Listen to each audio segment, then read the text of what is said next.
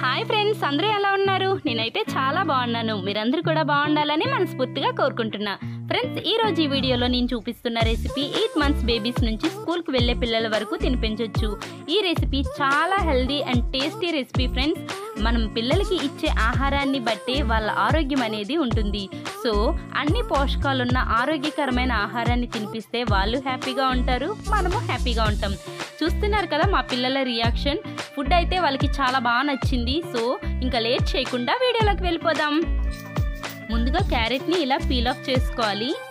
తర్వాత బంగాళదుంపలకు కూడా ఇలా తొక్కలు తీసేయాలి ఫ్రెండ్స్. క్యారెట్కు ఉన్న మూటుకుల్ని కట్ చేసి పడేయాలి. ఆ తర్వాత క్యారెట్ని చిన్న చిన్న ముక్కలుగా కట్ చేసుకోవాలి ఫ్రెండ్స్. చిన్న చిన్న ముక్కలుగా అయితే పిల్లలకి తినడానికి ఈజీగా ఉంటుంది కదా, సో అందుకే చిన్న చిన్న పీసెస్గా కట్ చేసుకోవాలి.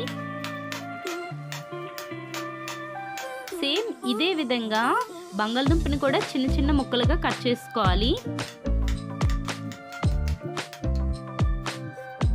తర్వాత టొమాటో కూడా ఉన్న మూటుకులను తీసి పడేయాలి.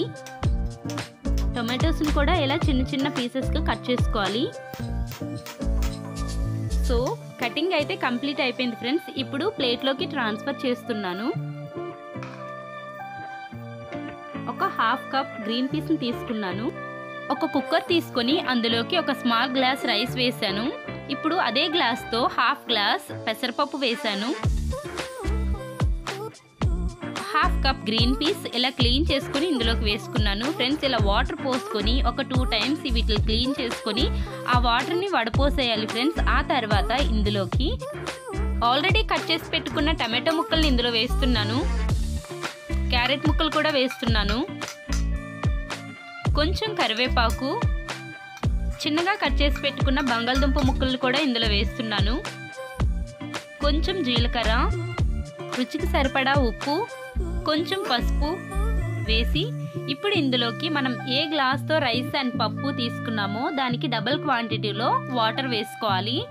నేను ఒక glass rice and half glass పెసరపప్పు, హాఫ్ గ్లాస్ గ్రీన్ పీస్ తీసుకున్నాను కదా, సో అందుకని 4 గ్లాస్ వాటర్ వేసుకున్నాను. 4.5 అయినా వేసుకోవచ్చు. కొంచెం నెయ్యి వేస్తున్నాను, హాఫ్ టీ స్పూన్ నెయ్యి వేసుకుని మొత్తం ఇలా కలిసేటట్టు కలుపుకోవాలి. ఘీలో గుడ్ ఫ్యాట్స్ ఉంటాయి, సో పిల్లల ఫుడ్లో నెయ్యి వాడడం చాలా మంచిది. ఇప్పుడు కుక్కర్ని మూత వేస్తున్నాను. కుక్కర్ విజిల్ సెట్ చేసుకోవాలి కరెక్ట్గా టైట్గా ఉందా లేదా అని.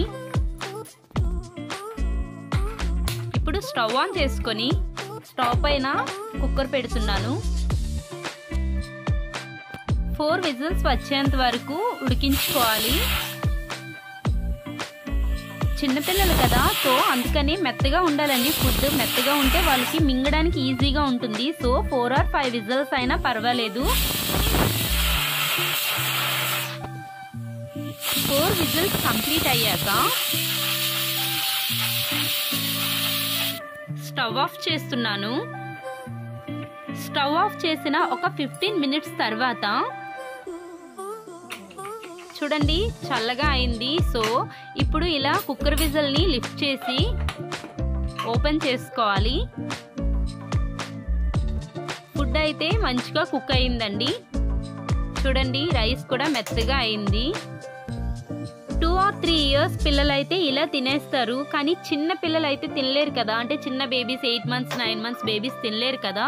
సో అందుకని ఇలా పప్పుగుత్తితో మ్యాష్ చేసుకోవాలి.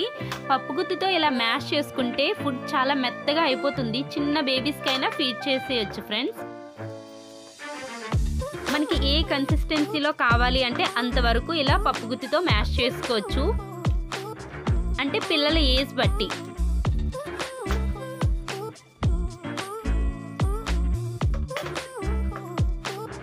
కుక్కర్ని పట్టుకుంటూ ఇంకో చేత్తో ఇలా మ్యాష్ చేస్తూ ఉండాలి.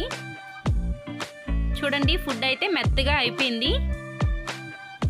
ఇలా స్పూన్తో తీస్తున్నాను దానికి ఉన్నది రైస్.